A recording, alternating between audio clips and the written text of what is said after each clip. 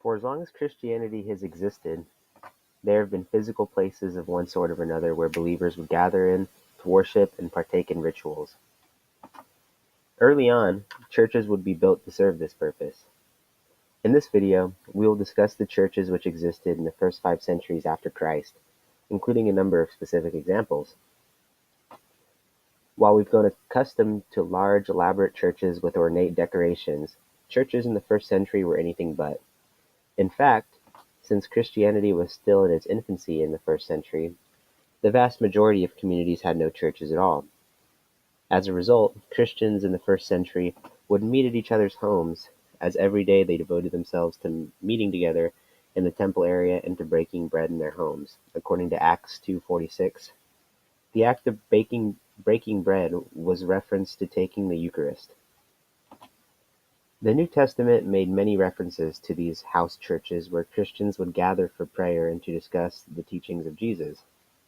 When King Herod, the ruler of Judea, cracked down on Christianity, he had Peter put in prison. God sent an angel to assist Peter in escaping from prison.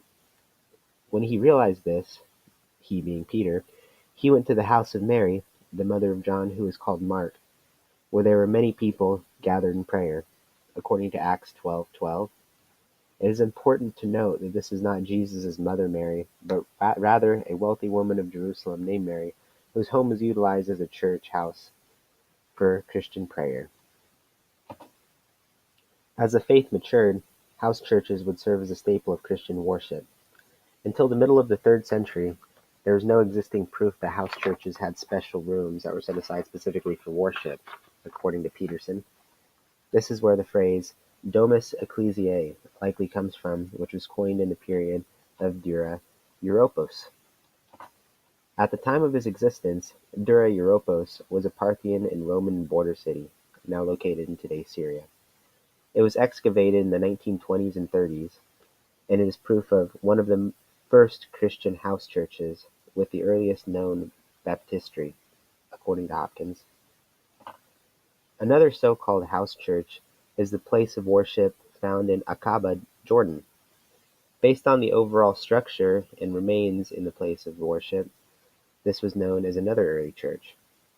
It was said to have been built in 239 AD and then abandoned years later.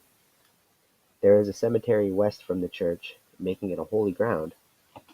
After it was excavated, Thomas proclaimed that archaeologists found items that helped link the building and Christianity together.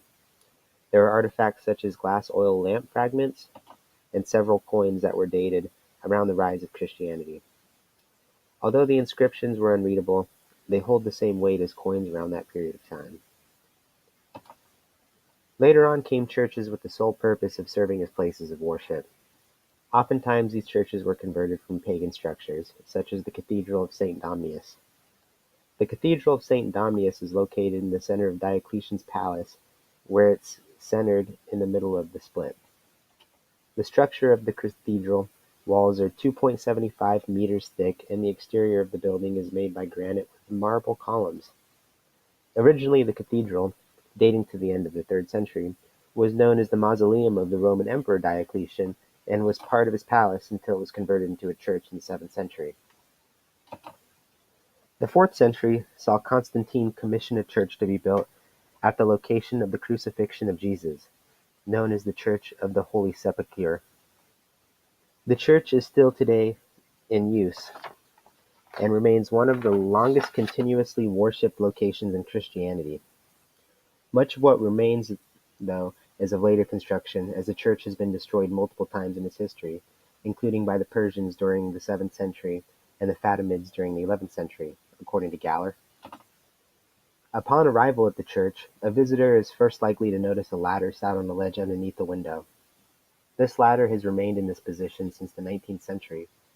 As custodianship of the church is split between multiple Christian denominations with agreement between them all that no one will make any changes to building without the agreement of all 6 sects which control the church, which are Greek Orthodox, Roman Catholic, Armenians, Copts, Ethiopians, and Syrian Jacobites.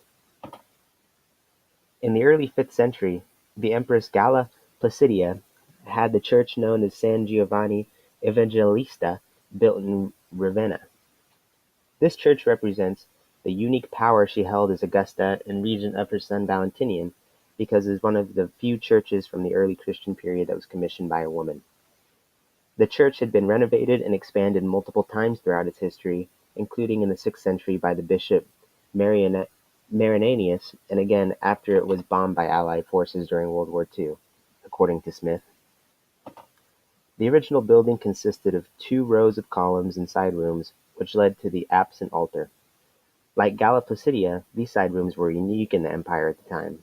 Rather than serving the more traditional roles like storing the vestments and other paraphernalia needed for liturgy and giving of sacraments, instead these rooms more likely function as libraries or scriptoria, or places where writing takes place. Each chamber has 6 arched niches carved into the walls, where likely documents were stored, and each has 4 large windows, which provided the necessary natural light for reading and writing, according to Smith. Thank you very much for watching. I hope you learned a bit about churches today.